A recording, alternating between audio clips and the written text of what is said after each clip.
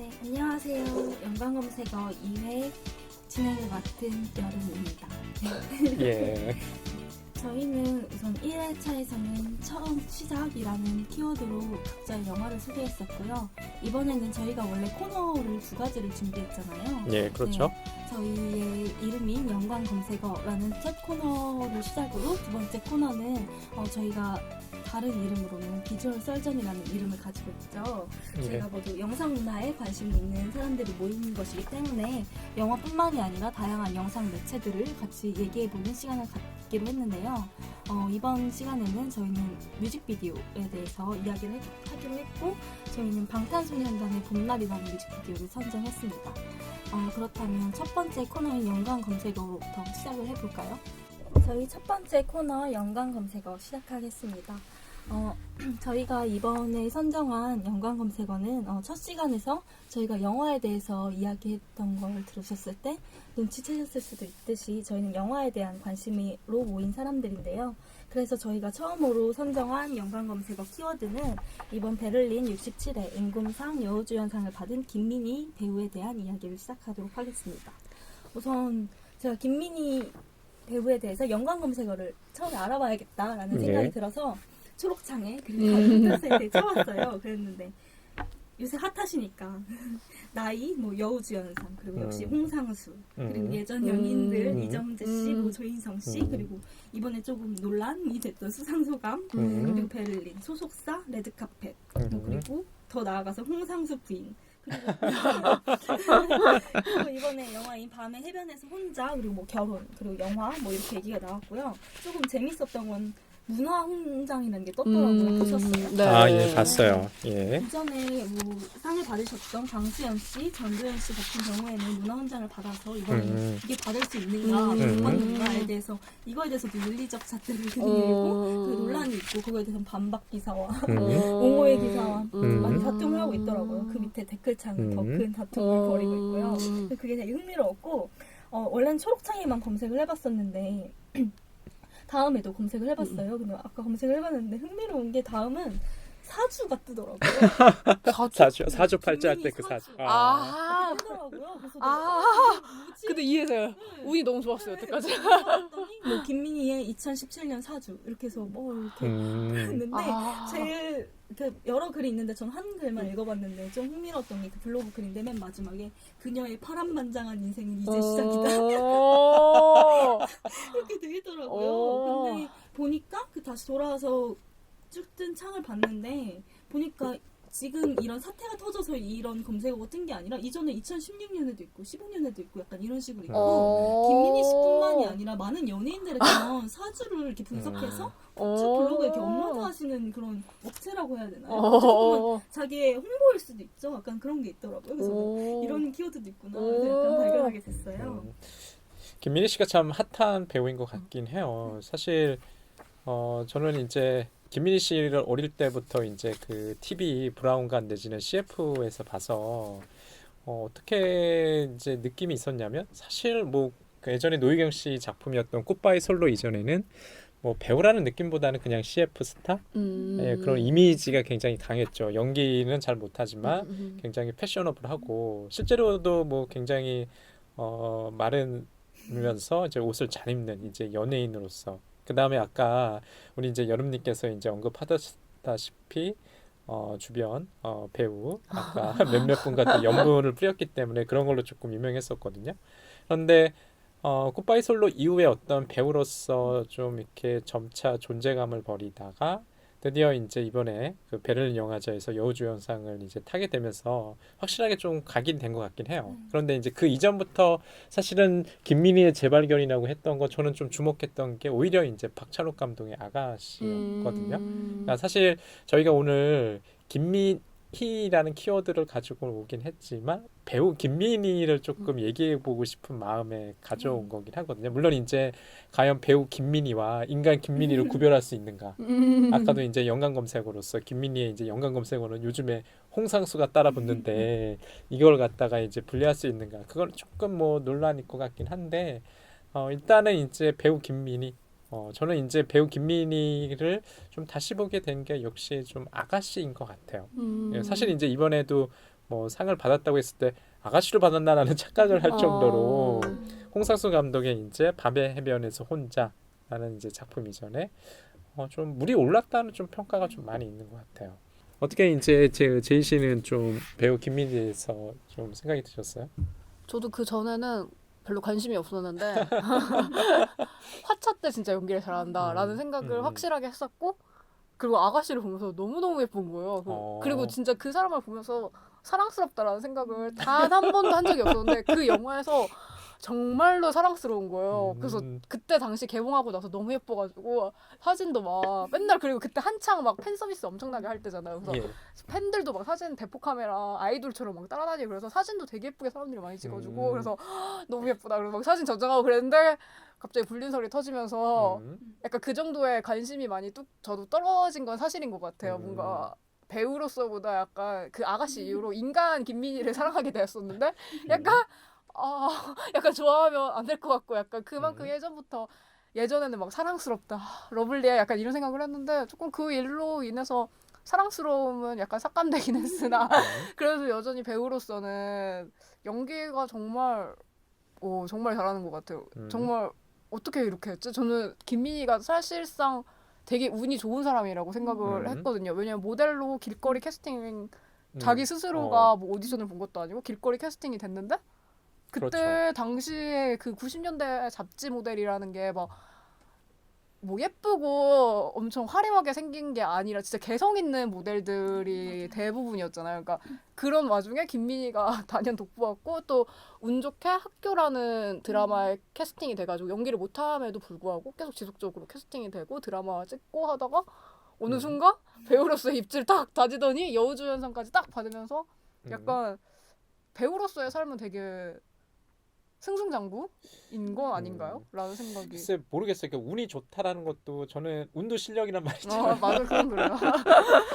만약에 그 본인이 노력하지 않았으면은 연기가 늘 수 있었을까 이런 생각도 좀 들고요. 예전에 제가 이렇게 저는 주로 아까 이제 파란 창에 안 찾아보고 구글링을 좀 하는 편이라 구글링을 보니까 이제 예전에 시내 21에 그 실렸던 노희경 씨 인터뷰가 있더라고요. 굿바이 솔로 이후에. 그런데 김민희에 대한 언급하는 부분이 있어요. 근데 그 캐스팅을 갖다가 하기 위해서 김민희 씨가 직접 노희경 씨 작가한테 이제 전화를 걸었다고 하더라고요. 그런데 그때 이제 그 노희경 씨의 이제 정확한 워딩은 좀 제가 정확히 기억이 안 나는데 약간 뭐 보류됐다 내지는 좀 부정적으로 얘기를 했는데 굉장히 이제 자기가 이제 듣기에는 김민희 씨가 이제 되게 쾌활하게 그래요 뭐 이렇게 작가님 이렇게 뭐 이렇게 끊긴 했지만 그 이전부터 좀 울었던 것 같다라는 이제 이런 언급을 하더라고요. 그래서 이제 사실 그 뒤에도 좀 논란이 됐던 게 논란이라기보다 사람들 사이에서 희자됐던 게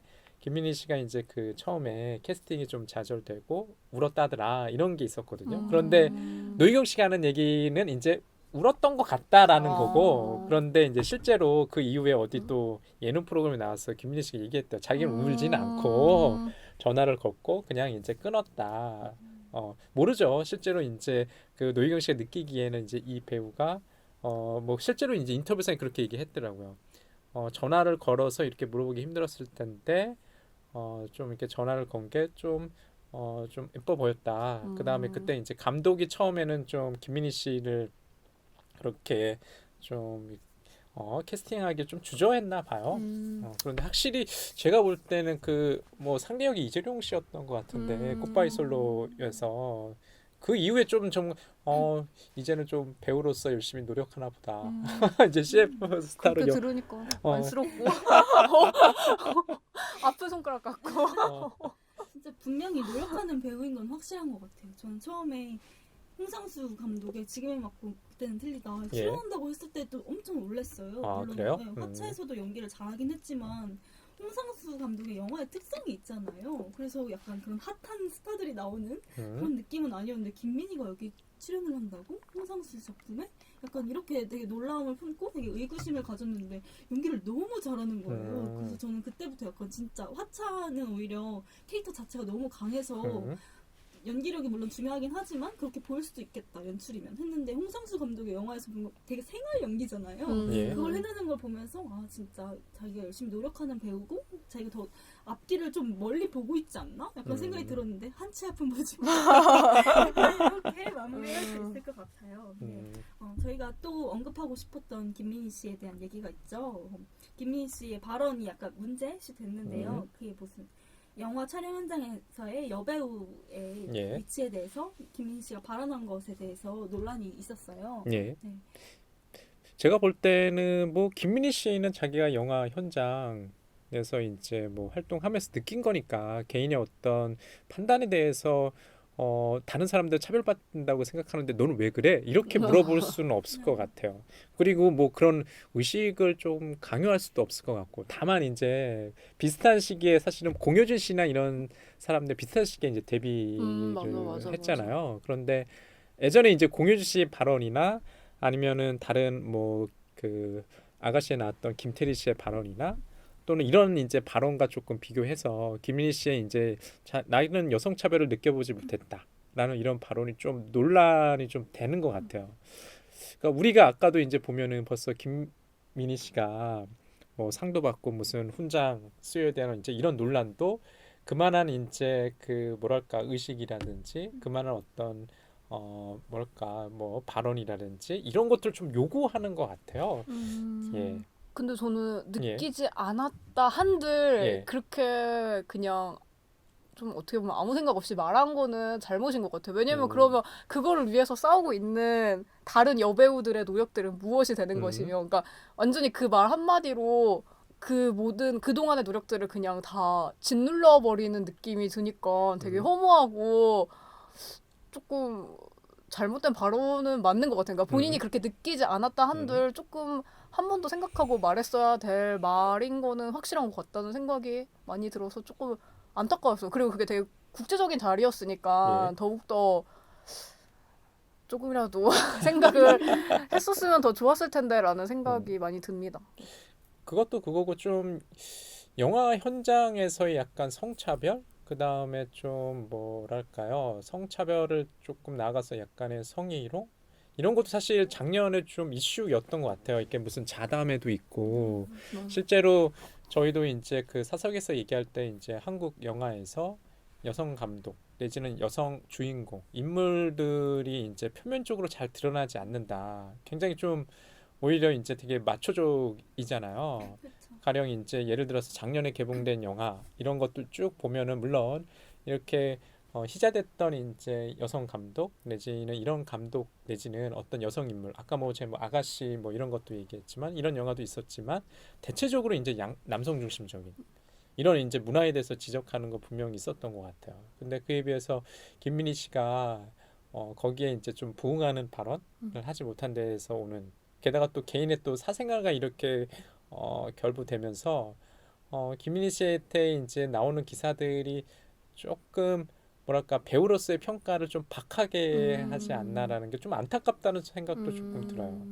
네, 저는 좀 생각이 들었던 게 일반 대중들이 저도 물론이고 여배우에 대해서 긍정적으로 생각하진 않는 것 같아요. 그래서 여배우들이라는 영화도 있고 맞아. 꼭 예능 프로 이런 데서 여배우가 나면 굉장히 강조하잖아요. 여배우의 그 신비스러운 그런 이미지와 화려한 그런 이미지 때문에 그래서 오히려 그런 화려한 연예인들, 여배우들은 차별받지 않을 것이다 라고 대중들이 그걸 생각했다면 그걸 깨기 위해서 오히려 공효진 씨라든지 김태리 씨라든지 저희도 차별받고 있고 똑같은 여성이다 라면서 저는 약간 새로운 연대를 만들어가는 이런 과정이라고 생각했어요. 더군다나 요새 여성 혐오가 대두되고 있는 상황에서 근데 그런 상황에서 그런 여배우들의 노력을 대중들의 노력을 김민희의 말 한마디에 그게 약간 금이 간 듯한 그런 느낌인 거예요. 다시 여배우의 화려한 높은 위치에 그런 이미지를 확고하게 다시 재확인시키는 것 같아서 여배우들의 노력과 대중들의 노력을 그렇게 무마시킨다는 점에서 그래서 그 논란이 될 수밖에 없지 않나 그 발언이 그런 생각이 들어요.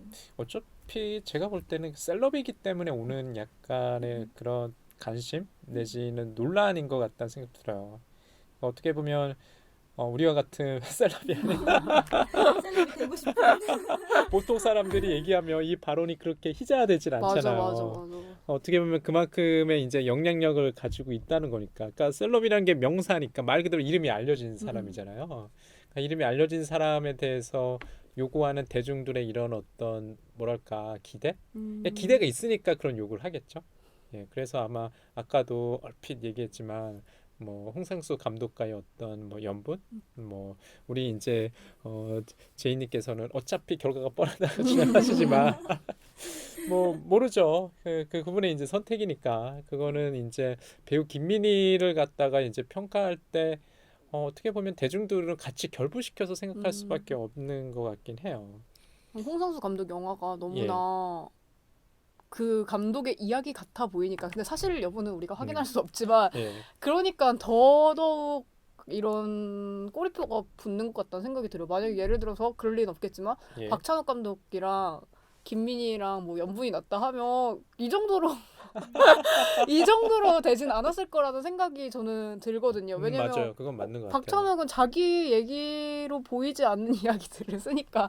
근데 홍상수 감독은 사실 여부는 알 수 없지만 마치 남의 일기장을 본 듯한 그런 느낌의 영화들을 주로 찍으시니까 더더욱 뭔가 그러니까 그와 사생활을 떼어낼 수 없는 약간 그러니까 더 이렇게 같이 얘기되는 것 같다는 생각이 많이 들기도 해요. 실제로 그런 것 같아요. 그러니까 밤의 해변에서 혼자도 그 나오는 인물, 그러니까 김민희 씨가 맡은 여자 주인공이 그런 설정이 오버랩되는 거 아니에요. 그러니까 현실과 영화, 이 가상과 현실이 이제 오버랩되면서 중첩되니까 거기서 나오는 효과 때문이라도 이 영화를 꼭 보러 가야 돼. 보고 싶다. 보고 싶은. 개봉하자마자 뛰어가고 싶어. 한 3월 달에 이제 개봉되니까 아마 다 보러 같은 분위기잖아요. 어떤 말 하나 들어보자. 약간 느낌이 다큐멘터리. 맞아. 근데 문득 생각난 건데 어제 저도 그냥 옛날에 그 요즘에는 안 나오는데 그 누구의 딸도 아닌 혜원에 나왔던 예. 은채. 정은채 그 배우가 그 예. 영화를 찍을 당시에 카세류랑 연분이 난 거예요. 예, 저도 이제 카세류도 사실혼을 하고 있었던 해서 그러니까 불륜이었던 거예요. 그래서 그 문제에 대해서 홍상수 감독이 그렇게 화를 냈다는 거예요. 왜 화를 냈다? 그러니까 내 영화가 이런 식으로 얘기되는 게 싫다. 그러니까 그 영화를 통해서 그 둘이 만났거든요. 카세류랑 정은채 씨가. 근데 이런 걸로 나는 의도치 않는다고 이런 걸로 이 영화가 홍보되는 걸 원치 않는다라고 말을 했던 게 제가 똑똑하게 기억나거든요. 근데 이번에 뭐지? 그러니까 물론 홍상수 감독이 그런 걸 노리고 그러진 않겠지만 몰라 그렇게 말하신 거에 비해서 뭔가 조심성은 없었던 거 아닌가라는 생각이 들기도 하고. 사람 마음이나 감정이라는 게 어쩔 수 없으니까. 진행해야 되는데 말을 잃었어. 어떻게 그렇게 말할 수가 있지? 막 이렇게. 사람이 화장실 가기 전과 나오고 난 후에는 좀 생각이 달라질 수 있잖아요. 저는 약간 이 밤의 해변에서 혼자가 홍상수 감독의 작품을 좀 다르게 보게 될 것 같은 게 뭐 아까 말한 것도 마찬가지지만 홍상수 감독이 늘 영화에서 인물을 만들 때 그 배우의 얘기를 분명히 쓰잖아요. 대화를 통해서 혹은 뭐 글을 써봐라 라고 요구를 해서 그걸 대사에 많이 투영을 한다고 하는데 이거는 홍상수가 만든 인물의 세계에 그 배우를 편입시키는 그런 과정을 우리가 알고 있었다면 이번에 약간 배우가 전면화되고 홍상수 얘기가 뒤에 오는 느낌이에요. 더군다나 김민희가 셀럽이기 때문에 그래서 이 영화를 보는 시선 자체가 그래서 달라질 것 같다는 생각이 들더라고요. 더군다나 전 홍상수 감독의 작품을 좋아하는 편이었어서 그래서 이게 더 약간 더 낯선 그런 느낌이 올 것 같아요. 뭐 그런데 전 모르겠어요. 약간 배우 김민희 씨가 앞으로도 영화를 계속 찍을 것 같고 그 여배우로서의 어떤 자신의 필모그래프를 좀 만들어갈 배우일 것 같아요. 그 다음에 어떻게 보면 30대가 넘어서 30대가 가장 전성기 아닐까요? 라는 생각도 조금 들거든요. 그런 면에서 좀 앞으로 한 5년 내지는 그 정도가 굉장히 어떤 작품을 선택하고 어떻게 자신의 연기를 갖다가 보여줄지 전 좀 굉장히 좀 궁금하긴 해요. 그러니까 사실 이제 별로 주목하지 않았던 이제 배우인데 이렇게 어떻게 보면 뭐라고 할까요? 이렇게 사건처럼 불쑥 이렇게 튀어나왔다는 좀 느낌도 좀 들거든요. 그래서 김민희 씨가 물론 이제 사생활 관련해서 뭐 대중들의 시선이나 이제 기사도 거의 뭐 보면은 어떤 뭐 윤리적인 단죄 너무 초점이 그런 데 맞춰져 있는 거 아닌가라는 좀 안타까움도 있어요. 만약 그런 게 없었으면 더 어떻게 보면 화려하게 이제 꽃 피웠을 것 같은 배우인데 좀 한편은 안타까운 것 같아요. 왜 이렇게 내가 좀 운동적인 시선을 오히려 이번 여름에 제천에서 한 영화제 이름이 기억이 안 나는데 거기서 또 김민희 씨가 상을 받았거든요. 이병헌 씨랑 김민희 씨가 또 상을 받았어요. 그때 김민희 씨는 참석하지 않았고 감독 중에 한 분이 올라서 대신 대리수상을 하고 소감을 하시는데 우리 감독들은 민희야 너를 뭐 믿는다, 기다린다 이런 식으로 맞아. 그거에 대해서 또 대중들은 윤리적 잣대를 내면서 굉장히 많은 비판을 했거든요. 그렇지만 저희가 아까 말씀했듯이 배우 김민희와 인간 김민희를 약간 분리해서 볼 필요도 있다고 생각해서 저는 그런 감독의 의견을 지지할 수도 있지 않을까라고 생각을 해요. 그래서 약간의 좀 더 시간이 필요하고 저희가 그 사람들을 지켜봐야 하는 것이 아닐까라는 생각이 듭니다. 일종의 뮤즈 같아요. 뮤즈. 여신처럼 약간 영화계라는 게 어떤 스타가 필요한 거니까 김민희 씨도 뭐 그런 면에 있어가지고 이제 감독들의 뮤즈. 모든 사람들이 또 인정한다는 거잖아요. 예, 그렇죠. 그럼 이제 연관 검색어 코너 맞춰보겠고요. 다음 코너는 저희가 영상 문화에 관심 있는 3명이 모였기 때문에 다양한 영상 매체 중 이번에는 뮤직비디오를 선정해서 이것에 대해서 얘기를 해보도록 하겠습니다. 저희가 이번 주에 선정한 뮤직비디오는요. 방탄소년단의 봄날이라는 뮤직비디오입니다. 뮤직비디오 다 보셨죠? 예.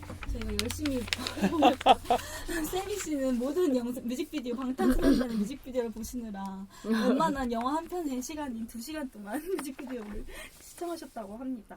우선 이전에 방탄소년단 잘 알고 계시나요? 사실 뭐 저는 또 남성이고 뭐 나이가 이제 이렇게 들어가다 보니까 뮤직비디오를 그렇게 많이 볼 기회가 이해가 있긴 한데 약간 짤방식으로밖에 안 봐요. 그렇죠. 그렇게만 보고 관심 갖고 있지 않았는데 이번에 이제 저희가 그 3월의 테마가 출발 시작이잖아요. 그러다 보니까 이제 2월 달에 컴백 무대를 앞두고 있었던 방탄소년단의 이제 봄날을 선택하게 됐었고 사실은 이제 뭐 그 이후에 또 방탄소년단이 Not Today 라는 이제 뮤직비디오를 또 새롭게 이제 내놨죠. 그 전에 이제 봄날 이제 선택하게 됐죠. 근데 뮤직비디오가 참 독특한 것 같아요. 이게 다른 영상, 특히 영화와 다르게 이게 뮤직이잖아요. 그러니까 음악이라는 게 더 우선시 되고 그걸 갖다 비디오라는 어떤 영상으로 표현하는 거기 때문에 이 한 5분에서 10분 정도 되는 이제 이 영상에서 굉장히 어떤 뭐 상징이라고 해야 될까요? 이런 것도 굉장히 이제 두드러지게 보이고 이런 것도 찾아가는 좀 재미가 좀 있는 것 같아요. 예, 저는 그래서 일단은 방탄소년단 사실 아까 여름님께서 얘기하신 것처럼 일종의 이제 좀 계열화 의미를 조금 만들어 보려고 해서 첫 뮤직비디오부터 거의 한 20편에 가까운 개인 멤버까지 좀 보긴 봤는데 좀 재미났어요. 저 개인적으로는. 예. 저는 방탄소년단 그 퓨마 광고 혹시 아시나요? 그 광고에서 엄청 미소를 띄우면서 가는 분이 있어요. 그분이 나중에 찾아보니까 랩몬스터라는데 아니 저분이 뭔데 저렇게 웃으면서 지나가시지 해가지고 늘 궁금했는데 그게 방탄소년단이라고 그러더라고요. 근데 저는 엑소가 제일 인기 많은 줄 알았는데 아니래요. 방탄소년단이 제일 인기 많대요. 그래가지고 그랬었는데 이번에 얘기를 해가지고 처음으로 뮤직비디오도 봐보고 원래 저도 아이돌 여자 아이돌 뮤직비디오는 되게 자주 보는데 남자 아이돌은 별로 안 좋아해가지고 이번에 그냥 관심 갖고 처음 봤는데 그 피머의 그 미소 그거밖에 몰랐는데 이번에 처음으로 보게 됐고 저도 다 본 건 아닌데 그냥 전체적으로 훑어보자는 마음으로 한번 봤는데 이 가수의 매력 포인트가 뭐지라고 찾아보니까 뭐 노래랑 이 군무 댄스가 되게 그것 때문에 인기가 되게 많다 그러더라고요. 그래서 그것 때문에 그런 건지 군무 중심으로 하는 뮤직비디오가 되게 많더라고요. 그래서 그런 거 치고 그러니까 옛날에 우리 막 90년대 나 2000년대에도 드라마타이즈라는 뮤직비디오가 나타나기 전까지는 그 언니 그 댄스와 노래 그런 게 많았는데 약간 그 느낌인데 그 느낌보다는 약간 뭐라고 하죠? 좀 더 세련되게 만들려고 노력한 느낌이 나는 뮤직비디오들이 주로 있어가지고 그런 게 특이했었던 것 같고 저는 근데 되게 특이했던 게 저도 근데 아이돌 그러니까 유튜브 가서 아이돌 뮤직비디오 보는 거 되게 좋아하는데 저는 한 번도 그 앞에 시작할 때 그 엔터테인먼트가 여기가 빅히트인데 예. 그 로고가 뜨는 음. 그 뮤직비디오 본 적이 없는데 여긴 다 뜨더라고요. 아, 그래요? 그래서 약간 마치 영화를 시작할 때 그 음. 제작사가 뜨는 것처럼 그 로고가 떠가지고 되게 특이해가지고 이거 되게 특이하다 했는데 첫 번째 작품 중에 첫 번째 그 데뷔 뮤직비디오를 봤는데 거기서는 이제 걔네들이 이제 데뷔해서 그런지 오프닝 크레딧처럼 이름을 딱 알려주는 거예요. 아. 누구 이런 식으로 그래서 되게 영화 같다 이 생각을 했는데 정작 뮤직비디오 내용은 군무행심이긴 했지만 약간 조금 그 지점이 조금 특이하더라고요. 다른 뮤직비디오도 로고가 떴나 이렇게? 다 뜨는 것 같아요. 아, 제가 그래요? 다 찾아봤는데 저기가 방탄소년단의 그 위키 항목에 들어가서 또 위키 항목에 보면은 또 방탄소년단 뮤직비디오 위키가 따로 이렇게 또 링크가 돼 있거든요. 그래서 그 지금 얘기하시는 것처럼 그 로고가 아마 공식 이제 뮤직비디오겠죠. 거기는 이제 뜨는 것 같아요. 그러니까 제가 보니까 기에 익은 곡들도 좀 있는 것 같아요. 저는 특히 I Need You나 이런 것들은 몇 년 전, 한 2년 전에 좀 유행하던 곡인데 그 이제 그 휴럼구가 좀 인상 깊어서 그때 이제 한창 많이 이제 나왔던 것 같거든요. 그러니까 방탄소년단이 좀 인기가 좀 이렇게 좀 몰이를 했던 게 한 화양연화 그 앨범부터였던 것 같아요. 그러니까 파트 1, 뭐 파트 2부터 예, 그러면서 뭐 국내뿐만 아니라 어떤 K-팝 이제 그 국외까지 좀 인기 핫한 이제 뭐 아이돌 그룹이죠. 사실 그래서 저는 이 뮤직비디오 좀 준비하면서 저 뭐 그런 궁금증 이게 어떤 지금을 사는 뭐 한국에 있는 뭐 뭐 방탄소년단을 준비하는 어떤 팬들뿐만 아니라 이게 국외를 넘어서 그분들한테 이게 호소하는 어떤 매력이 뭐가 있을까 이런 생각을 조금 해봤어요. 뭐가 있을까? 사실은 그래서 봄날이라는 뮤직비디오도 사실은 개봉 하루 만에 조회수 장난 아니죠. 거의 뭐 장난 아니더라고요. 지금도 이 조회수 뭐 물론 저희가 조회수 클릭 늘리는데 일조하긴 했죠. 한 수십 번씩 보면서. 근데 그런 호소력이 있는 것 같다는 생각했어요. 저는 뮤직비디오를 잘 보는 편이 아니거든요. 그래서 이번 기회가 돼서 되게 오랜만에 뮤직비디오를 봤어요. 아이돌은 당연히 모르거니와. 그래서 보게 됐는데 말씀하신 것처럼 예전에 막 스토리가 있는 뮤직비디오는 블록버스터처럼 맞아. 맞아요. 예. 네. 아니면 배우만 바뀌지 맞아, 계속 맞아, 똑같은 맞아. 사랑 얘기 맞아. 하얀 커튼 막 이런 거 막 조성모 뮤직비디오 막 이런 거. 그런 느낌만 되게 강했는데 근데 그건 되게 단편적이었잖아요. 근데 분명히 아이돌이 스토리텔링 마케팅을 하면서 자기네들의 스토리를 산성하는데 노력하고 있구나라는 걸 많이 느꼈고 그게 첫 번째 선두주자가 전 엑소라고 생각했거든요. 엑소가 저도 정확히는 모르지만 처음에 뭐 각자 하나의 뭐 초능력을 가지고 있고 맞아. 그런 컨셉이었잖아요. 그게 점점 발전해 오는구나라고 생각을 했는데 방탄소년단은 그걸 진짜 화양연화를 기점으로 약간 뮤직비디오에 그걸 되게 쏟고 있다고 생각이 들더라고요. 무대를 봤을 땐 분명히 군무나 퍼포먼스 위주인데 뮤직비디오에 그렇게 힘을 쏟고 뮤직비디오를 하나의 계열의 얘기를 차츰차츰 만들어간다는 것 자체가 스토리텔링에 뮤직비디오가 큰 요소를 차지하고 있구나 라는 걸 되게 많이 깨달았고 저도 이번에 검색하면서 알게 되는 게 이번에 봄날 이 뮤직비디오가 화양연화부터 시작된 뮤직비디오들의 마지막을 이렇게 갈무리 짓는 듯한 내용이라고 하더라고요. 그래서 약간 그동안 쌓아온 뮤직비디오 이야기들이 결말을 내고 묶어내는 그런 얘기가 있다고 하더라고요. 그래서 더 많이 회자되고 그런 것 같아. 더 많은 조회수를 가질 수밖에 없는 그런 이유가 있다라는 생각을 많이 하게 됐어요. 그러게 이번에 이제 앨범 봄날이 실린 앨범이 You Never Walk Alone. 네. 너는 결코 혼자 걷지 않을 거야라는 그 앨범인데, 그러니까 윙즈라는 앨범의 외전으로 해서 이제 네 곡이 수록되어 있잖아요. 봄날도 이제 그 중에 하나고. 그러니까 여기 이제 그 지금 여름님께서 얘기하시는 것처럼 이제 마지막을 지금 마무리 짓는. 그래서 이제 사실 이제 앨범 소개에도 그런 거 있을 것 같아요. 그러니까 일종의 이제 어떤 메시지를 전달하는 데 있어가지고 이야기를 만드는데 방탄소년단이 봄날뿐만 아니라 다른 이제 뮤직비디오에서 여기서 가장 이제 좀 두드러지는 게 어떤 위로 내지는 어떤 뭐 희망의 메시지. 우리 이제 본격적으로 이제 봄날 뮤직비디오를 좀 얘기는 하겠지만 사실 이제 그런 뭐랄까요 이제 모티브들이 보이죠. 예, 그런 게 아마 다 어떤 의도도 있고 이 이제 이야기 아마 이제 서사라고 할 수 있는 부분의 중요한 어떤 기능, 역할일 것 같아요. 자, 그러면 뭐 어떠세요? 뭐 저는 뭐 재밌게 봤어요. 그럼 전체적으로 어떤 의미를 가지고 있다, 어떤 주제가 있다라고 생각이 나시는 게 있나요? 그러니까 저는 일단은 설국열차 가사에도 나오죠.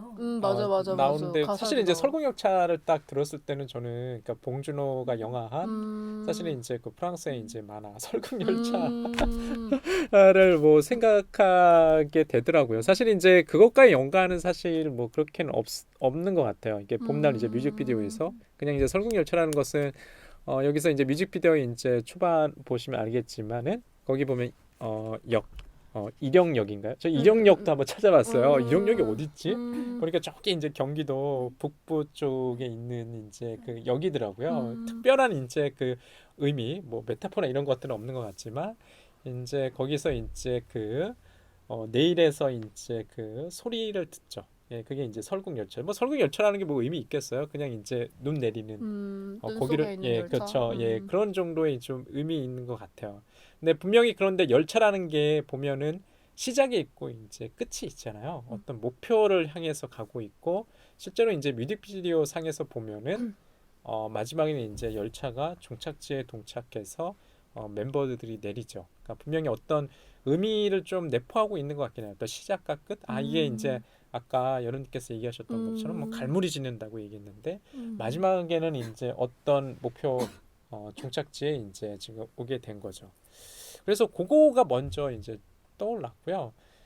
그 다음에 실제로 이제 아까 그 뮤직비디오뿐만 아니라 실제 이 봄날에 대한 어떤 퍼포먼스 무대에서 좀 강조되는 게 그 회전 목마인가요? 거기에 이제 그 노고가 있죠. You never walk alone이라는 게 계속해서 이제 강조되는 것 같아요. 우리는 너와 함께 있을 것이다. 실제로. 그래서 이런 것들이 아까도 뭐 공감이나 위로 이런 것들이 좀 반복되지 않나라는 좀 생각이 들었거든요. 회전목마는 어떻게 보셨어요? 근데 저는 아까 이령역도 얘기하셨고 예. 기차의 모티브에 대해서 얘기하셨는데 기차 그리고 회전목마가 계속해서 어찌됐든 레일을 따라서 계속 예. 회전하고 반복해서 하잖아요.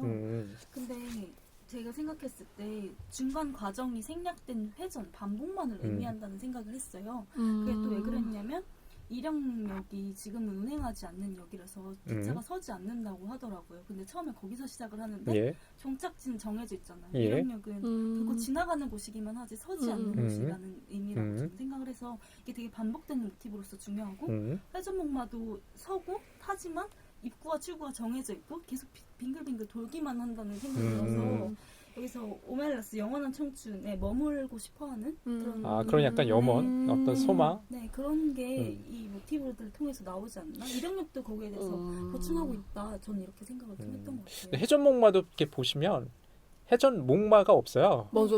예, 비어 있죠. 그냥 다만 이제 문구만 You never walk alone만 계속 이제 돌고 있는 비어 있는. 그러니까 저게 누군가는 지금 목마가 있고 그 위에 사람들이 타서 즐거운 공간으로서 이렇게 비춰져야 되는데 여기서 이미지는 굉장히 황량한 이미지로서만 이제 비춰지는 것 같아요. 근데 주변에 멤버들이 막 맞아. 말 대신 멤버들이 뛰어다니더라고요. 그렇죠. 그것도 좀 독특하네요. 제이 씨는 어떻게 보셨어요? 저는 이 뮤직비디오 보면서 떠오르는 영화가 두 개 있었어요. 하나는 2007년에 만들어진 웨스 앤더슨의 다즐링 주식회사라는 영화 혹시 아시나요?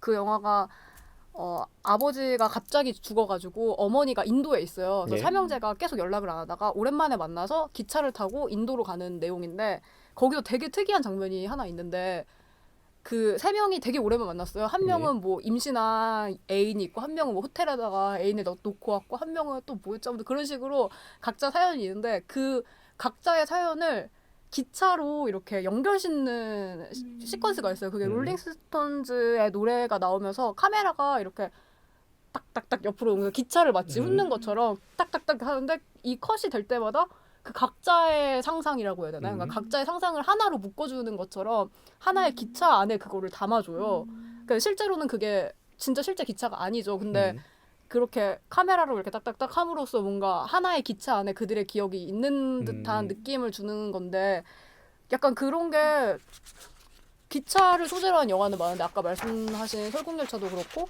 뭐 되게 기차 소재인 영화가 많은데 이 영화를 보면서 떠오른 이유 중에 하나가 되게 연관되지 않은 기억들이 기차로 하나로 이렇게 연결되는 듯한 느낌? 그래서 그것 때문에 그 영화가 처음에 생각났고 그 영화 다시 한번 좀 말씀해 주시겠어요? 다즐링 주식회사 다즐링 주식회사요? 네. 2007년에 만들어진 웨스 앤더슨의 다즐링 주식회사. 그렇군요. 그래서 그 영화가 떠올랐었고 두 번째로 떠올랐던 영화는 시티즌 독이라는 태국 영화인데 위신 사산 나티엔이라는 태국 감독. 근데 저는 이 영화를 찾아본 건 아니었고 옛날에 TV를 이렇게 돌리다가 엄청 화려한 색감의 영화가 하는 거여서 뭐지 하고 봤는데 태국 영화였는데 색감이 엄청나게 화려하고 그리고 되게 특이한 장면 중에 하나가 플라스틱 산으로 이렇게 플라스틱 그 페트병으로 이렇게 여러 개 이렇게 해가지고 이렇게 쌓아놓는 데가 있어요. 근데 이 뮤직비디오에서 그 빨래더미가 쌓여 있는 그런 장면이 있잖아요. 근데 거기에서 그 시티즌 독에서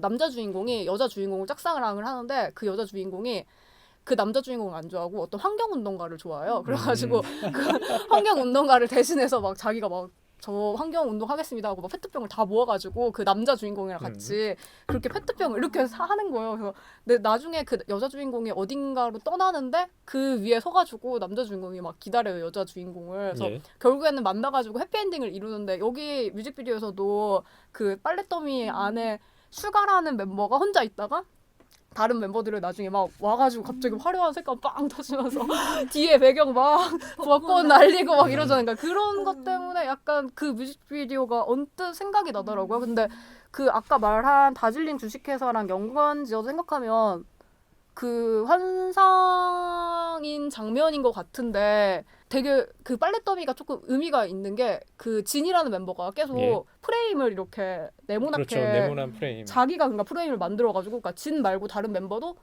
프레임을 이렇게 만들어가지고 하는데 그 빨래더미를 볼 때는 자기가 프레임을 만드는 게 아니라 빨래더미라는 그 동그란 뭐라고 해야 되지? 그 안에 빨래하는 모습을 동그란 원으로 저희가 볼 수가 있잖아요. 그거를 통해서 멤버가 그걸 만드는 게 아니라 만들어진 프레임 안에서 이렇게 딱 들어가자 그 장면이 딱 보이거든요. 그래서 뭔가 여태까지 그러니까 뭐 예를 들어서 뭐 지는 이런 프레임을 통해서 뭐 기억을 불러낸다면 그러니까 각기 다른 방식으로 다른 멤버들이 각기 뭐 랩몬스터 같은 경우에는 공간을 부르잖아요. 그러니까 자기가 이렇게 터널을 한 칸을 지날 때마다 새로운 공간을 가는 것처럼 약간 그런 식으로 공간을 불러낸다던가 그리고 처음에 시작할 때 이 철도에서 소리를 듣는 애는 뭐 소리로 기억을 불러낸다던가 이런 식으로 각자 멤버들이 뭔가 각각의 요소들을 불러들여가지고 뭔가 유토피아라고 해야 되나? 그 이상적인 공간에 이 멤버들이 다 같이 그 만들어진 기억으로 인해서 우리가 이렇게 만난다라는 의미?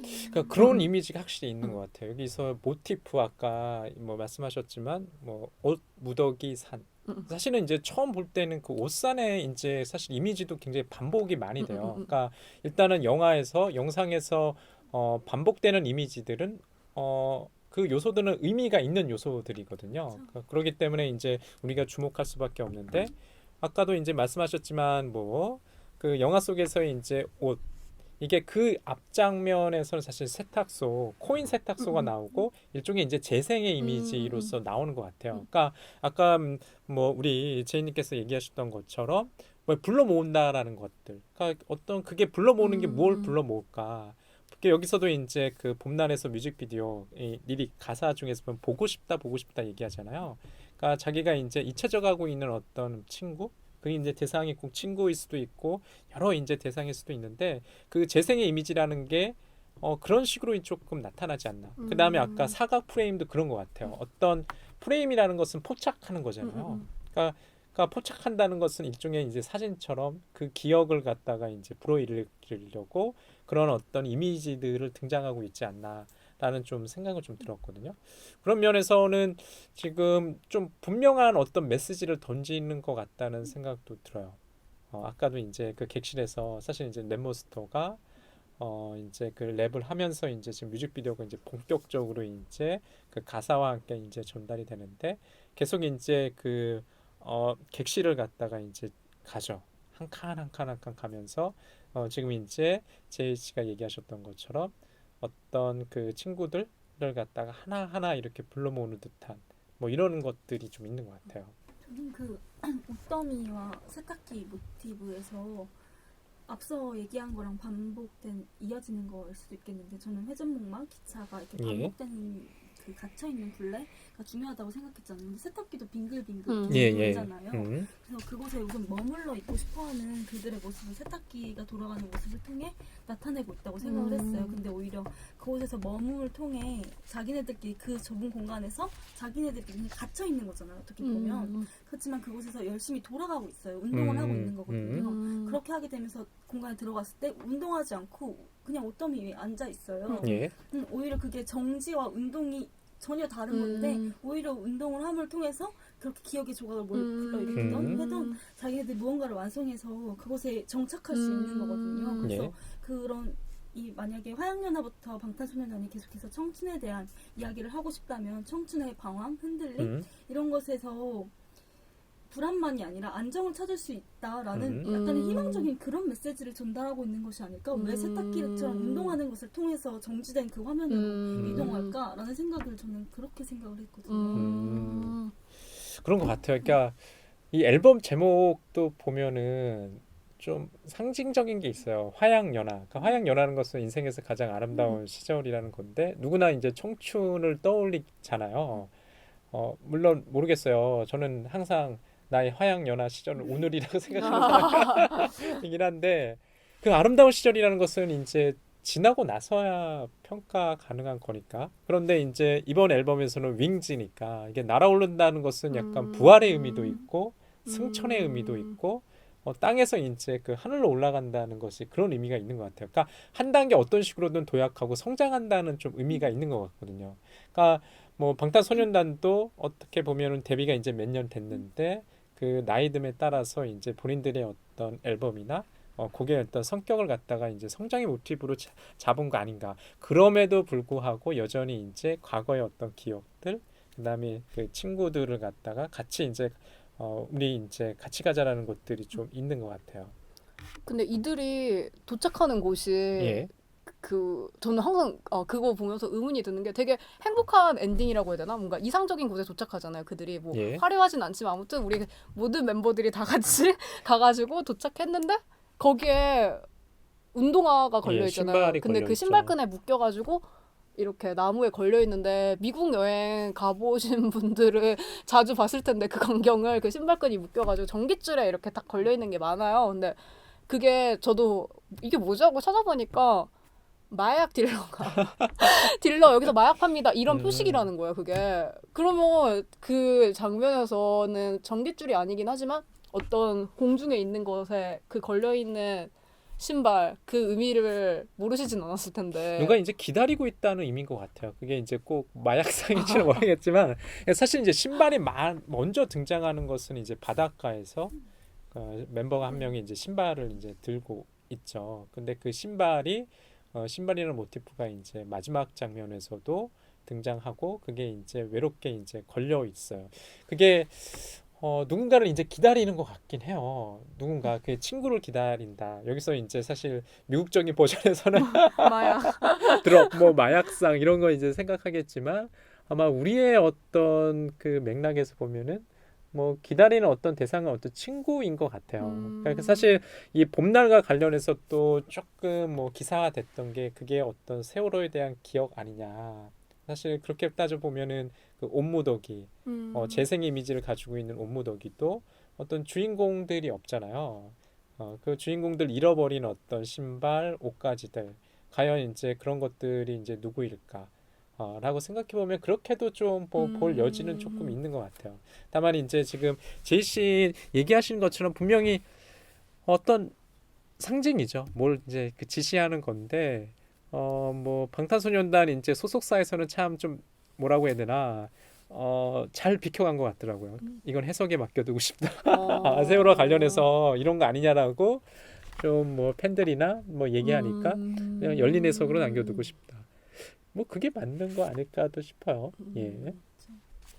다음 앨범이 어떻게 나오느냐에 따라 예를 들어서 정말 방탕하게 나온다면 방탕하게 정말 마야 그 의미가 맞던 거고 뭐 계속 뭐 여태까지 나왔던 것으로 나오면 뭐 그런 기다림의 의미일 수도 있는 거고. 만약 앨범을 그렇게 하나의 이야기로서 그 앨범과 앨범 사이를 이렇게 연결하면 굉장히 좀 굉장히 큰 프로젝트네요. 예. 굉장히 머리 굴려야 될 것 같은데요. 그리고 이 가수가 망하지 않아야 된다는 거. 이 영화를. 향후 멤버들이 군대 가기 전까지는 승승장구하지 않을까라는 생각들이 좀 들어요.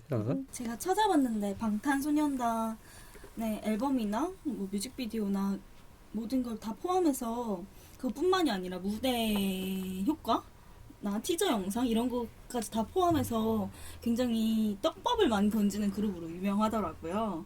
그래서 생각해본 게 약간 방시혁 씨가 서울대 미학과 나오셨잖아요. 그래서 많은 사람들이 배운 변태가 아닌가 뭐 이렇게 평할 정도로 굉장히 많은 떡밥을 던지는 걸로 화제가 되는 게 좀 놀라웠어요. 그것 중에 하나가 저희가 앞에도 언급했던 오멜라스 그 부분인 것 같아요. 오멜라스는 영원한 청춘이라는 뜻을 가지고 있고 어슬러르킨? 어슬러르킨인가요? 아니, 네. 어슬려 느낀 네, 이라고 어슬러르킨. 네. 예. 그분의 소설 제목이죠. 오멜라스를 떠나는 사람들. 사람들. 오말라스가 자주 희자되는 것 같아요. 그 방탄소년단의 봄날 뮤직비디오와 몇 개 없지만 그 뮤직비디오 해석 중에 보면 오말라스라는 그 문구와 관련된 해석이 좀 있더라고요. 근데 대체적으로 이제 오말라스에 대한 이제 배경, 뭐 가령 지금 여름님께서 얘기해 주신 것처럼 그 르긴의 소설 속의 그 제목 오말라스를 떠나는 사람들에서 왔다는 정도만 소개하는 것 같아요.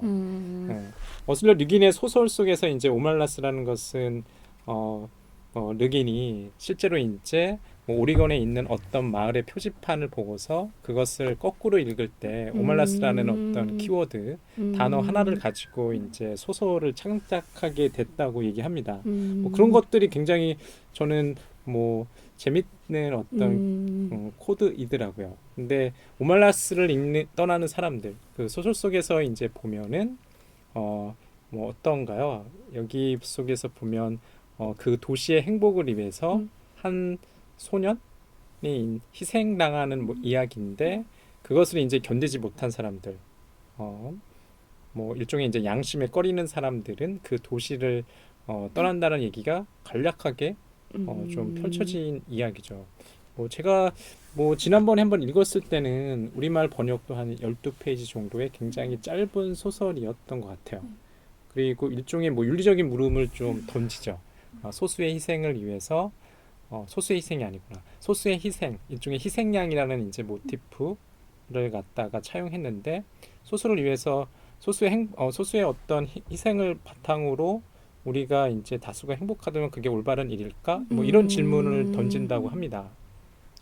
그런 얘기 많았었잖아요. 한창 박근혜 정권에서 굿하다고 했을 때 그 세월호 아이들의 그게 굿으로 인해서 희생된 거기 때문에 일부러 구출하지 않았다라는 유언비어. 그러니까 그런 저는 솔직히 그런 유언비어조차 나오지 않는 게 그 유가족들에 대한 예의라고 생각을 하긴 하지만 그런 얘기가 있었는데 약간 그런 거랑도 또 이 뮤직비디오랑도 또 연결되는 부분이 조금 있는 것 같다는 생각이 들기도 해요. 그러니까 인신 공양설이죠. 근데 그거를 그럼에도 불구하고 이 방탄소년단 친구들은 그래도 우리는 걔네를 잊지 않고 뭔가 끄집어내고자 하는 그런 욕구, 그러니까 만약에 그 유언비어가 사실이라면 그런 이분들의 뭔가 그런 노력이라고 해야 되나? 그런 게 약간 이 뮤직비디오에 함축된 것 같다는 생각이 들기도 하네요.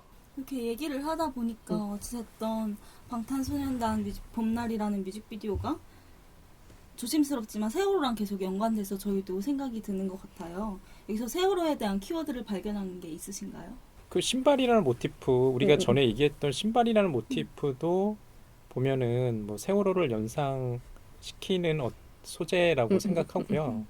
뭐 옷 무더기, 주인 잃은 그 무더기 옷도 뭐 세월호 아이들을 생각하는 어떤 소재 아닐까라고 저는 생각을 했어요. 다만 아까 우리 오말라스 얘기하면서 오말라스라는 게 제목은 오말라스를 떠나는 사람들인데 뮤직비디오 상에서 보면 멤버들이 오말라스라고 적혀 있는 가게로 이제 들어가죠. 오히려 이제 떠나지 않고 들어간다는 게 그게 중요한 좀 여지가 있는 거 아닐까. 나이는 너희들과 같이 가겠다. 내지는 뭐 의지를 보여주는 것 같아요.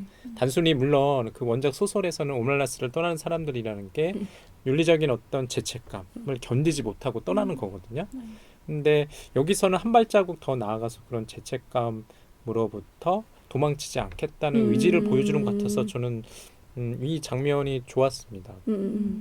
그리고 전면화되지 않은 사람들 뒤에 이렇게 지나가는 사람들에 대한 것도 그걸 놓치지 않고 바로 뭐 예를 들어서 앞에 어떤 아이가 있었는데 뒤에 누가 지나갔다. 근데 우리는 그게 누군지 알 수 없을 정도로 아웃포커싱이 됐는데 그게 알고 봤더니 방탄 멤버였다. 이런 식으로 컷 구성되는 것도 약간 세미 씨가 말한 것처럼 뭔가 놓칠 수밖에 없는 상황에서도 이거를 다 잡고 싶다라는 그런 의지가 카메라나 이런 몽타주 같은 걸로도 드러나는 것 같아요.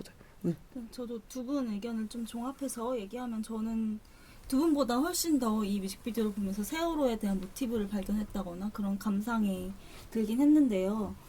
그 두 분이 말씀하신 것도 다 동의하는 바지만 좀 제가 말하고 싶은 건 세탁기 그 코인 세탁소에서 장면이 저는 그게 되게 공포스럽다고 느꼈는데 그 장면에서 세탁기를 이렇게 주민을 하면서 그 옷무더기로 들어가잖아요. 그게 그 세탁기가 돌아가는 장면만 딱 찍혔을 때 그 바퀴가 혼란스러운 것처럼 이렇게 계속 돌아가잖아요. 그게 그리고 물이라는 게 있고 옷무더기가 막 돌아가고 있고 그래서 그게 저는 약간 안과 밖을 구분할 수 없는 이게 배 안인 것 같기도 하고 배 밖인 것 같기도 하고 그런 상황이 좀 잘 이렇게 이해할 수 없더라고요. 그래서 그 순간 되게 공포스러웠어요. 내가 뱃속에 있는 것 같기도 하고 배 밖에 있는 것 같기도 한데 그 배 안에 있어도 안전하지 않고 배 밖에 있어도 안전하지 않다. 이런 느낌이 그냥 순간적으로 들더라고요. 그래서 그게 되게 공포스러웠는데 그게 또 주민이 되면서 옷무더기가 있고 앞서 말씀하신 것처럼 재생의 이미지, 그런 옷무더기, 기억의 조각들 이런 것들이 쌓여있는 걸 보면서 분명히 세월호에 대한 이야기를 하고 싶어 하고 그런 것들이 조심스럽지만 그런 기억의 조각들, 우리가 잊지 말아야 할 것들을 불러 모으고 있다. 이 뮤직비디오가 이런 생각이 많이 들더라고요. 그리고 또 회전목마에 걸려있는 밤에만 보이는 그 노란 리본들 그거는 정말 직설적이라고 말할 수 있을 만큼 조심스럽지만 세월호를 연상시키는 그런 장면이었던 것 같아요. 여러 이제 떡밥들이 숨겨져 있나요?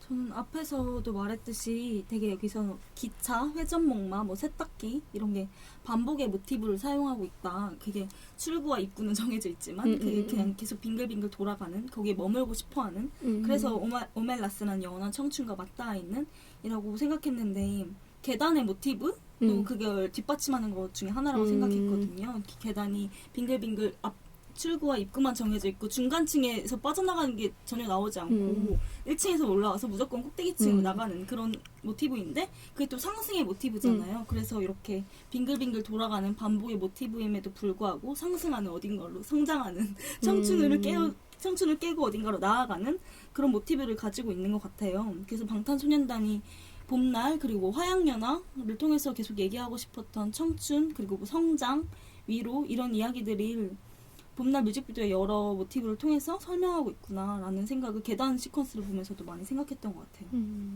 그리고 또 하나 말하고 싶었던 건 노 베이컨씨 이렇게 써있는 오멜라스가 이렇게 보이고 밑에 자그맣게 노 베이컨씨 이렇게 써있거든요.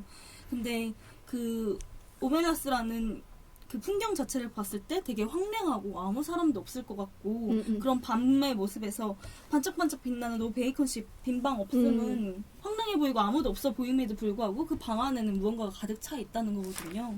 그게 뭐 세월호에 대한 얘기일 수도 있고 청춘에 대한 얘기일 수도 있고 우리가 발견할 수 있는 게 아무것도 없어 보이고 겉으로 봤을 때 아무것도 드러나지 않아도 그 안에 우리가 보지 못하는 기억의 조각들 청춘의 조각들은 가득 차 있다. 우리가 그걸 발견해야 하지 않나? 우리가 오멜라스 안으로 다시 들어가야 하지 않나? 라고 주장하는 것 같아서 그 장면이 되게 전 아름답다라고 느껴졌던 것 같아요.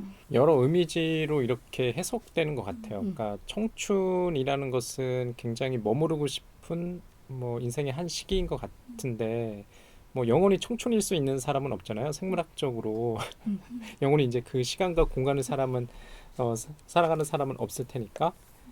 그런데 그 청춘을 갖다가 이제 계속 유지하고 싶고자 하는 욕망도 있고, 뭐 위로하고자 하는 그런 소망도 있고, 그 다음에 아까 한국 사회는 세월호라는 사건이 굉장히 큰 뭐 정신적인 외상, 뭐 충격이었을 거라고 생각을 하거든요. 그게 이제 몇 년이 지났지만 여전히 뭐 우리들한테 각인되어 있기 때문에 무심코 지나갈 수 있는 그 방탄소년단의 봄날 내지는 다른 뮤직비디오 안에서도 그런 상처들을 끄집어내지 않나라는 생각이 이제 듭니다.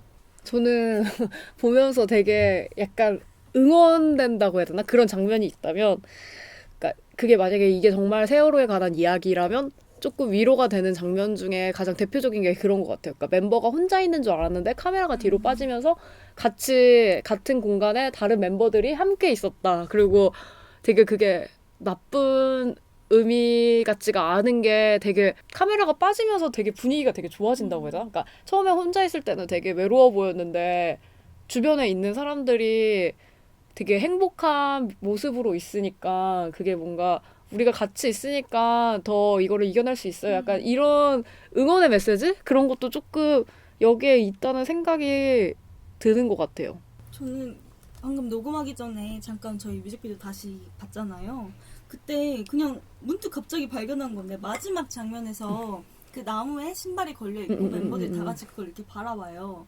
근데 그리고 벚꽃이 날리는데 그 전에 벚꽃이 날리는 장면이 되게 많이 등장하잖아요. 온 무더기에서라던가 이렇게 많이 등장하는데 저는 이렇게 벚꽃이 날리는데 그 벚꽃들이 다시 나무로 가고 있다는 느낌이 들었어요. 원래 나무에서 떨어지거나 이런 느낌. 재생? 근데 그냥 여러 번 봤을 때는 그 느낌이 안 들었는데 지금 녹음하기 직전에 봤는데 저 너무 놀라서 이렇게 다시 봤거든요. 다시 나무로 향해서 이렇게 가고 있다는 느낌을 받더라고요. 그렇죠. 벚꽃은 사실 다 아시겠지만 그렇게 큰 나무는 아니잖아요. 맞아, 뮤직비디오에서 마지막 장면에 보여지는 고목은 굉장히 앙상하게 있는데 다시 이제 우리 여름님께서 얘기해 주신 것처럼 그런 꽃잎이 그 나무를 향해서 이렇게 불어오고 있다는 그 이미지들이 있는 것 같아요. 맞아.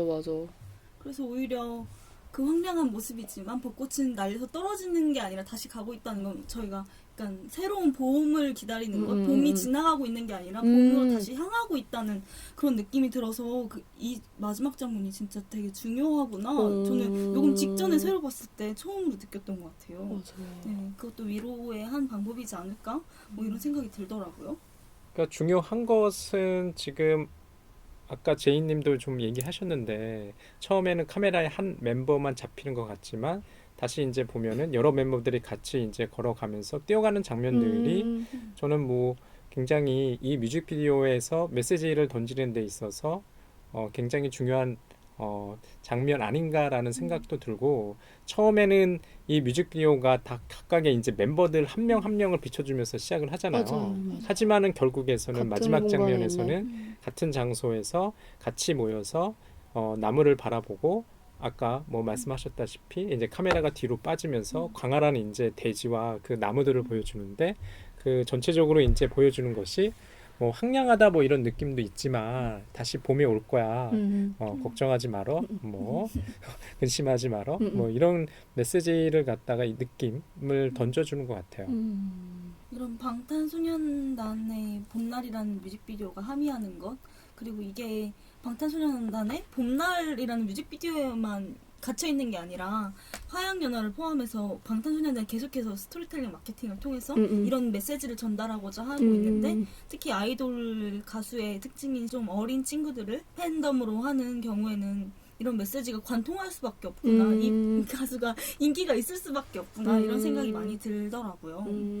그래서 저희의 의견을 약간 종합해서 얘기하자면 이 봄날이라는 뮤직비디오는 위로의 메시지도 가지고 있고 또 집단의 기억들이 어떻게 불러 모아지는지 혹은 어쩌면 집단의 기억으로 형성되어야 한다라고 주장하는 것 같기도 하고 그래서 또 세월호가 생각나기도 하고 그런 뮤직비디오인 것 같아요. 그런데 이런 뮤직비디오가 지난 여러 앨범이나 뮤직비디오, 뭐 음악을 통해서 청춘의 이미지를 견고하게 쌓아온 방탄소년단의 그 그룹 이미지와 맞물렸기 때문에 이 뮤직비디오나 이 메시지가 더 큰 함의를 갖고 더 큰 판력을 갖는 게 아닐까라는 생각이 들었고, 그래서 저희가 수많은 뮤직비디오 중에 이 뮤직비디오를 선택하게 된 계기가 된 것은 아닐까 하는 생각이 듭니다. 방탄소년단 다른 앨범의 뮤직비디오하고는 좀 다른 것 같긴 해요. 저번에 이제 제이님이 얘기하셨던 것처럼 일종의 군무, 그쵸? 그 어떤 춤, 댄스 이런 퍼포먼스에 이제 초점이 맞춰진 그룹이 아니라 이야기를 담고 있고 거기에 이제 서정적인 가사까지 어울려져가지고 좀 더 이제 이번 앨범 윙즈라는 이제 그 앨범 외전이긴 하지만 그런 것들이 좀 균형감 있게 이렇게 배치되어 있지 않나라는 맞아. 생각을 좀 듭니다. 그 앞으로 뭐 아까도 이제 얘기하셨지만 이 그룹이 어떻게 성장하고 어떻게 발전할지는 좀 궁금한 것 같아요. 그게 멤버들의 의도인지 아니면 기획사의 잘 짜여진 각본대로 움직이는지는 모르겠지만 좀 궁금한 것 같아요. 앞으로 어떤 앨범을 내고 어떤 이제 노래를 갖다가 내놓고 어떤 뮤직비디오를 갖다가 내놓을지 예, 저는 좀 궁금합니다. 아까 장난삼아가 아니라 약간 진지하게 사실지도 모르지만 나무에 운동화를 걸어두는 그게 마약상을 뜻하는 것일지 아니면 정말 추모를 뜻하는 것일지 이런 건 앞으로 방탄소년단의 행보에 따라 예. 저희가 알 수 있을 것 같아요. 오늘은 방탄소년단의 봄날이라는 뮤직비디오와 연관 검색어로 김민희 배우에 대한 이야기를 해보았는데요. 오늘 시간이 어땠는지 한 말씀씩 해주실 수 있나요? 예, 저희 벌써 지난 시간에 이어서 이제 두 번째 시간이잖아요. 네, 첫 번째 시간은 방송 녹음을 갖다가 처음 해보기 때문에 스스로가 좀 민망할 정도의 녹음의 추억이 있더라고요. 제가 이제 집에서 곰곰이 이제 제 목소리를 들어보니까 오글거리더라고요. 뭐 웃음소리부터 자주 반복되는 언어적인 습관이나 이런 것들 일일이 이제 좀 체크하면서 좀 들었거든요. 앞으로는 조금 더 유려하게 자연스럽게 넘어갈 수 있는 녹음 내지는 방송이 될 수 있도록 좀 노력하겠습니다. 저는 이번에 방탄소년단 하면서 되게 제일 좋았던 점은 진이라는 멤버 그 멤버를 알게 되어서 너무 잘생겨가지고 행복했고요. 저도 미숙한데 이렇게 그러니까 미숙해도 이렇게 얘기하면서 공유할 수 있는 사유들이 또 따로 있는 것 같아가지고 같이 이걸 나눈다는 게 가장 이 방송을 하면서 보람찬 일인 것 같아가지고 이걸 또 근데 우리끼리만 공유하는 게 아니잖아요. 그러니까 이걸 듣는 어딘지 모르는 듣는 사람이 있는지는 모르겠지만 아무튼 그런 사람들과도 또 공유할 수 있다는 게 의미가 깊은 것 같아서 오늘도 뜻깊은 시간을 보낸 것 같습니다. 저는 아까 앞에도 언급했는데 전 뮤직비디오 정말 안 보는 편이어가지고 아이돌 멈췄어 이미 예전에 아이돌 정말 모르고 뮤직비디오도 전혀 어떻게 굴러가고 있는지 어떤 시장으로 구성되어 있는지 전혀 몰랐는데 그냥 다만 알았던 건 뮤직비디오가 가끔 논란이 될 때가 있잖아요. 맞아. 그 아이유 씨의 과거 로리타 논란도 마찬가지고 이때 그 뮤직비디오 감독이 말하기를 뭐 이것은 예술로서 존중받아야 된다라고 했는데 대중들은 존중하지 않았던 거죠. 근데 뭐 당연히 문제될 만한 요소들이 많았지만 그래서 뮤직비디오라는 약간 예술과 상업의 경계에 있는 매체를 다뤘다는 게 굉장히 흥미로웠어요. 근데 약간 제가 공부를 시작하면서 영화도 산업과 예술 사이의 경계에 위태롭게 있어서 굉장히 매력적이고 그래서 더 어려운 학문이다라고 생각을 했는데 좀 더 어려운 것을 발굴해낸 그런 기분도 들고 요새 뮤직비디오를 어찌됐든 봤다는 점에서 약간 신세대로 다시 태어난 그런 기분도 들어서 좋은 시간이었던 것 같아요. 물론 여러분들과 이렇게 이야기를 나눌 수 있어서 더 큰 의미를 갖게 된 것 같고요. 이번 2회차 저희 연관 검색어는 이렇게 맞춰야 될 것 같고요. 다음 주에는 어떤 주제로 할지 말씀은 드릴 수 없지만 다음 주에는 더 재밌는 얘기로 더 깊은 얘기, 더 수다스러운 이야기들로 찾아오도록 하겠습니다. 예, 고맙습니다.